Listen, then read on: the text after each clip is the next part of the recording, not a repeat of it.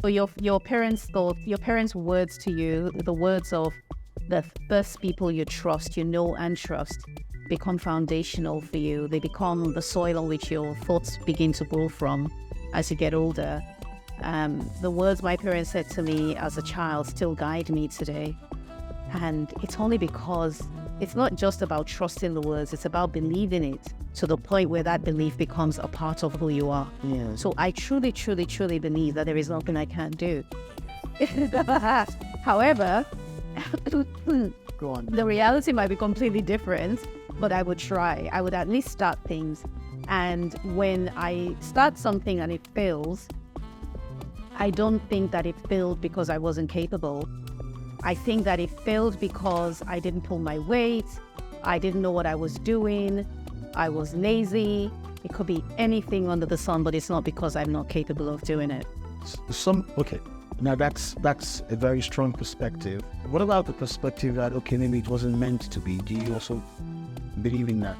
Not really. So I recently gave a talk, funny enough, you should mention this, at the Leadership Awards in Abuja. It was held on Tuesday last week. And I talked about fate versus decision making, because it was, yeah. So there's a young man, Awalu, in Kano, I believe, who rides a keke, and his passenger forgot 15 million naira on the keke. Oh, Yeah. that story. Oh, you heard about it? Yes. Amazing. And I saw it on your page too. Oh, yes. Exactly on Instagram. You know, So he returns the money and all of that. And my thinking was, there are people who would say, fate brought you that money. Keep it. He's a young man, he's riding a keke, he should be in school. And he must have been dreaming, and his parents praying for things to change financially. This is me taking total liberties with the story. I don't know what his background is like, but I assume that riding a keke means that 15 million is a lot of money. Yeah, things can be better. Some people would have said fate brought it to you. And my talk was underpinned by a quote from a story in The Alchemist. Have you read The Alchemist? I haven't. Wait. I'm trying to remember who wrote The Alchemist. The Brazilian guy, Paulo. Paul Coelho. Yeah. Yeah. Get him, yeah. Yeah. Himself very smart. Well done. One of my favorite books. I read that book multiple times, and there's a part in the book where the Santiago's sitting down, and this old man comes and he says to him, "Oh, you're reading that book. It tells the world's greatest lie. Nearly all the books in the world tell the world's greatest lie." And he says the world's greatest lie is that a point comes when our life stops being controlled by our actions and it starts being controlled by fate. And there are many people who believe that to be true. It's not meant to be, it's meant to be, sort of thing. I think that we create the life that we have. Even for someone who is religious, that's almost not expected, in the sense that religion tells you that your life is governed by fate. Motivational speaking tells you that your life is governed by the consequences of your action. And then those who try to find a balance will tell you that, well, you have to try. Right. If it doesn't hit the mark, that means it was not meant to be. I think that it was not meant to be in many cases. Maybe there are situations, but I think that in many cases it's a cop-out.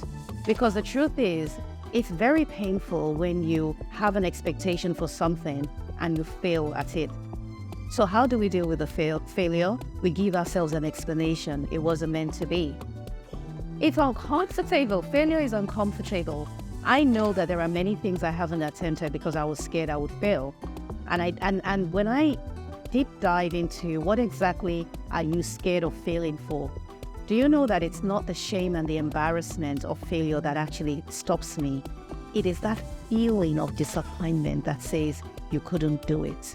That's what I run away from. Now, for everyone, it might be different, but I know that that's what I run away from. So you don't want a case where, oh, it's because she couldn't do it, that's why she didn't get it right. That's part of it, and it's not other people's opinions, it's my opinion of myself that worries me. Now, speaking about opinion. Yeah. Now you start that. Every time you speak, okay, I've seen a couple of your videos, but I think you gave a bit more background into your best friend. Yes, Susie. She's in Ghana at the moment. I'm not even talking about Susie. Oh my I'm talking about your best friend that you married. Oh, my husband. Yes, the one that did not let you finish medical school. It's not his fault. It was me. And I never even made it into medical school. I was busy thinking I was so smart that I didn't need to study. Then I did A-levels and failed. Now you're definitely a smart person. Thank you. That's a compliment. But while I was going through that TED talk and I went through your pages, I'm like, okay, so she should have been a doctor, but then she did not become a doctor. But did you find that right now, through hindsight, do you feel that you dropping out of med school to go into pharmacology is like some kind of risk? Were there reservations in your mind that, oh no, this is not it? The kind of those reservations or doubts can be sometimes not be very clear. Yeah. They're always a little this way, a little that way. And then also, were there some form of pressure from your friends or family? Whether they're like, oh no, that has failed, African parents. But there are three major jobs that are like the most prestigious jobs back there to our parents. You're either a lawyer, a doctor, or an engineer. Yes. So, or a break to the family. That's the fourth one. That's the fourth one.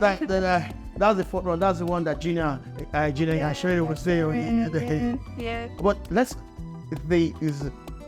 when you said all of those things, because then to a lot of our parents, even for those who had some level of education, if pharmacology, pharmacists, we are still a chemist. Yeah. Because we call chemist the person that sells the drugs. Yeah. Not the one who makes the drugs. So were there some kind of reservation, some kind of complaint, some kind of scolding? What was their reaction? Their reaction, they didn't know.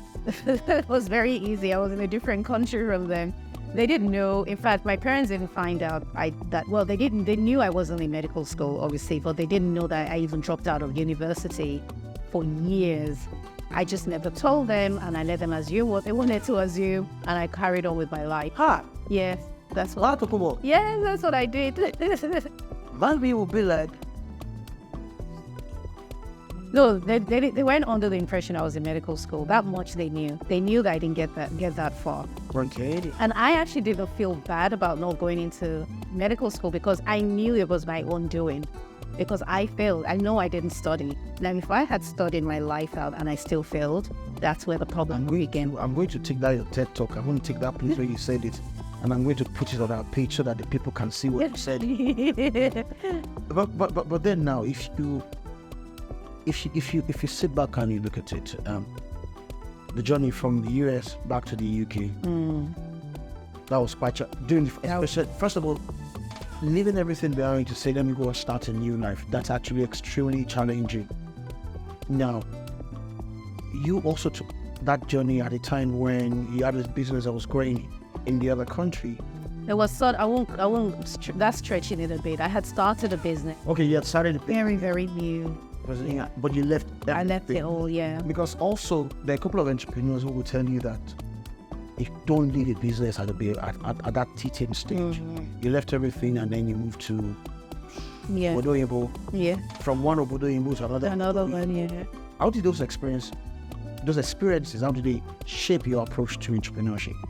So it's funny because when we made the decision to move, it was a very bold one, clearly, but we were also very excited. And then you said it as if, no, it was just bam, something that biscuit. That's the powerful effect of storytelling. That's when I teach a course, and I have a couple of courses, and I teach on how to write your rock star story.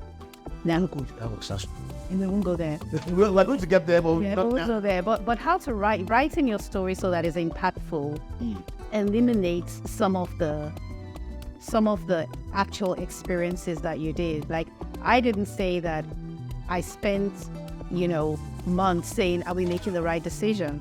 I just went from, let's move, and we moved. And that's what makes the story impactful. Beautiful, actually. So the person who made the decision to move to the US, and the person who came back are two very different people. And then the person who experienced the loss of everything is a totally different person. Yeah, because every time you evolve, so we made the decision to move. Yes, it was a little bit scary and everything. And eventually we did we made the move and we moved. I'm there and I get dropped into the deep end of running a business because I'd never done anything on that scale before.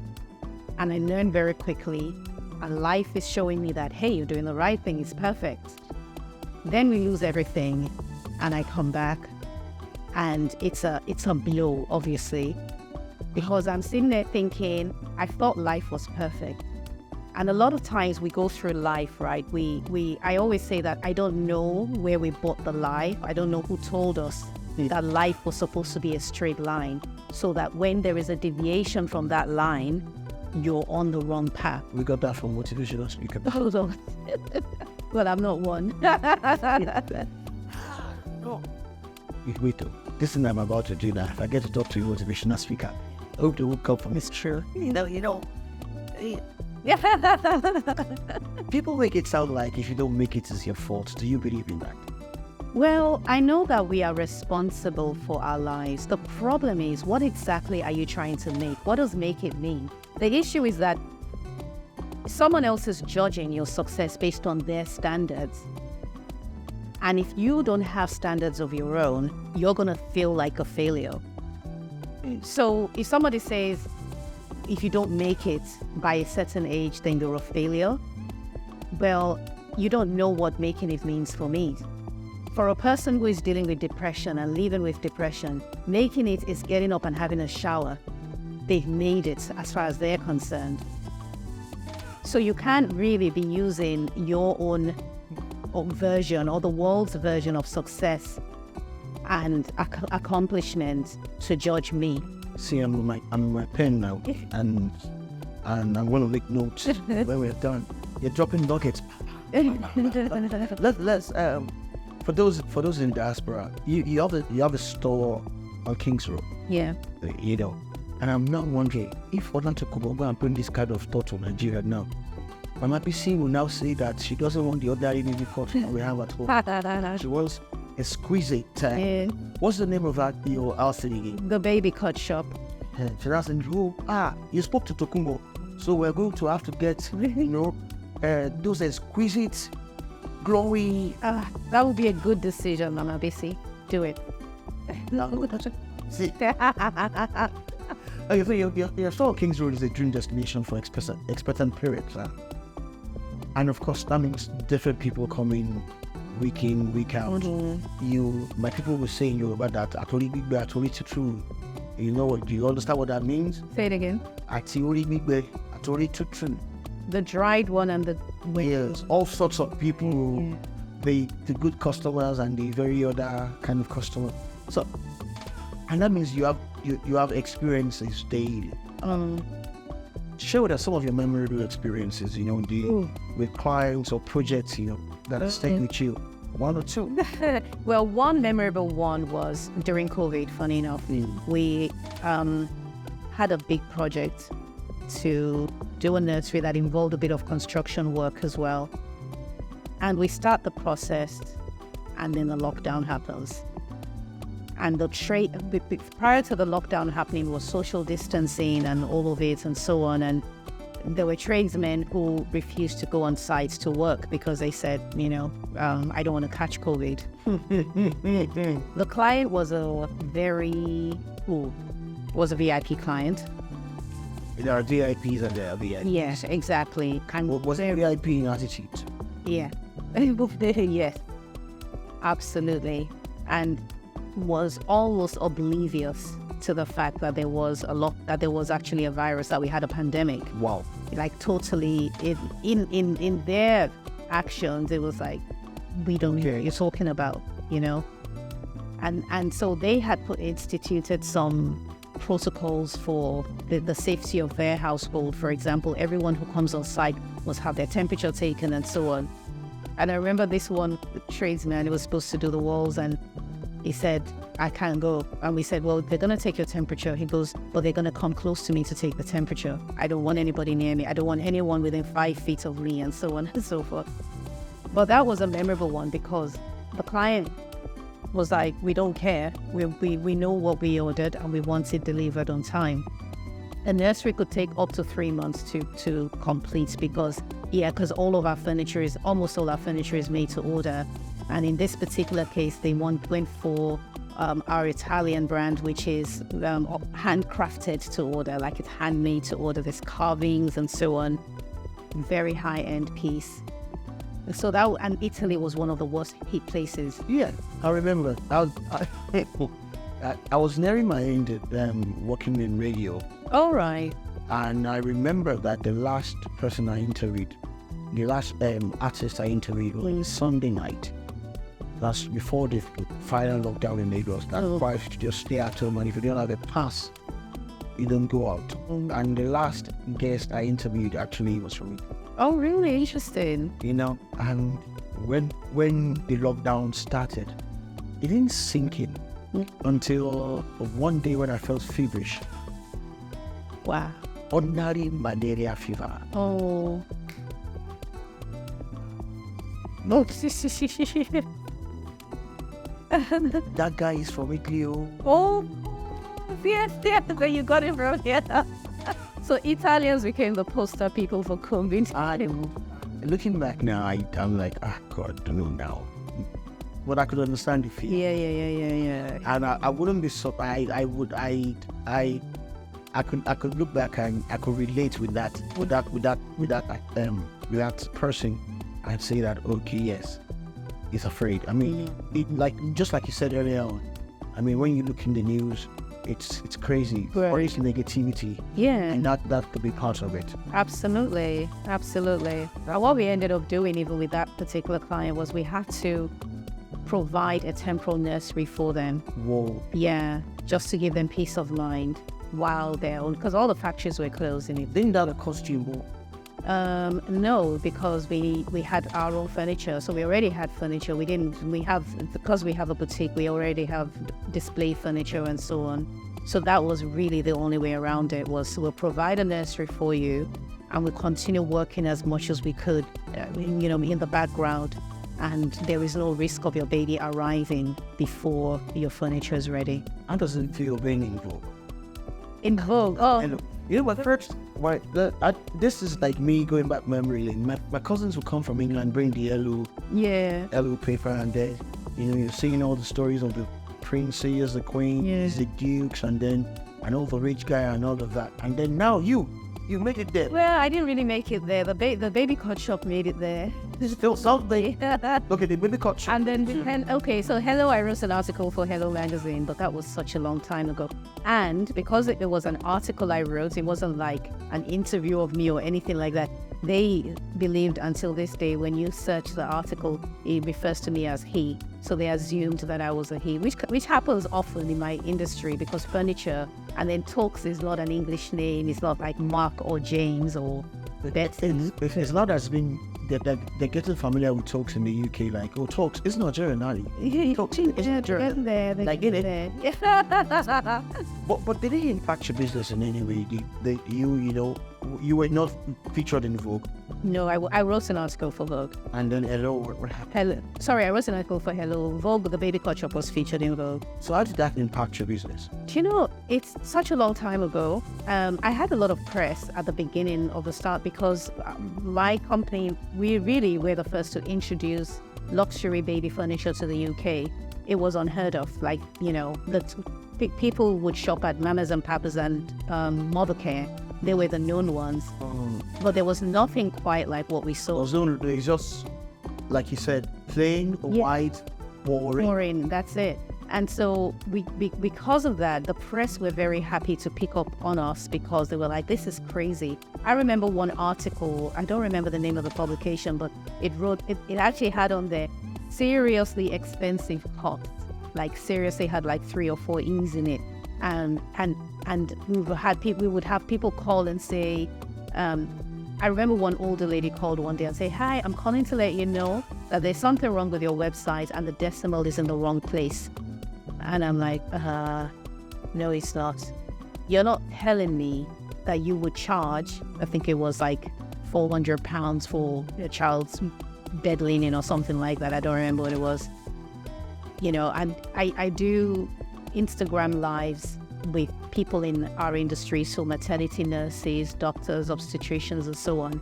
I remember one time I was doing a live and I was coming to the end of it and people were asking questions, and this person asked the question like, why are your things so expensive? And I had started to read it out loud before I realized where it had gone, which I thought, well, things cost what they cost. It's not mass produced. It's not made in a factory in the Far East. It's handmade individually by craftsmen who have honed in their skills often for generations. We're not using pine. We don't use pine, we use hardwood, and then we use child-safe paints. And so then there is the design, and all of that is just talking about material. You're paying for the design, you're paying for the safety, you're paying for the care that has gone into it. And for people who are house proud and live in homes where, like your Banana Island folks, for example, they wouldn't want a bog standard white boring baby furniture in the baby's room when the rest of the house is lavishly furnished. So understandably, it's not for everyone. But yeah. What with your explanation, I'm bringing back this maxim that I have that nothing is expensive. I mean, I'm just not yet Exactly. I think people need to see it like that. Right. That these are things that we need to get to the point where we pay. Well, we need to understand that what we pay for is the value that has gone into. Exactly. And then I always even say that the design is not even being paid for, because the truth is you can't put a price on creativity. You can't say it cost me this amount of money to come up with a concept that only I could have come up with. There's no price on that. So really, you're getting the design for free. It's just a work that you're paying for. Let me hit you with this question. If at all, I don't think any question of mine will surprise you any. No, I'm used to you now. So you have a passion for helping women. Yeah. Not just for helping women, but for helping women on their road to making money, on their road to entrepreneurship. I do, yeah. How much do you make from that, for instance? And then that's one. That's if you make money from that. But more importantly also, when you're helping people, you find that people have a common problem. Yeah. When it comes to making money. So what's the most common issue that you have? That I come across? I mean, I wouldn't even say that it's really about helping people make money. So I don't specify in making money. It's more about helping people become who they want to be, who they were created to be, whatever that is for whatever, for each individual. The issue I have, and it's a pet peeve of mine, and someone once said that your pet peeve is an indication of what your purpose is.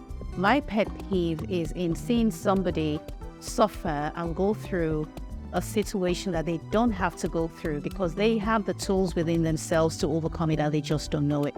That is a pet peeve for me. So I have a passion to help unearth the limiting beliefs that have cumbered their gifts and their abilities, because that's what it is. Remember we talked in the beginning about spiritual and body and the mind and so on. There are mindsets that have swaddled the most precious parts of you, the parts of you that's supposed to advise you and lead you in the way you're meant to go. There are mindsets and belief systems that have covered it so that when you're trying to access it so that you can use it for your own life, you can't get to it. Instead, you're hitting those mindsets and bouncing right back off. Exactly. So what I want to do is help people recognize that those mindsets do exist, find out what they are and help them remove it. And then they thrive using their own natural gifts. Okay.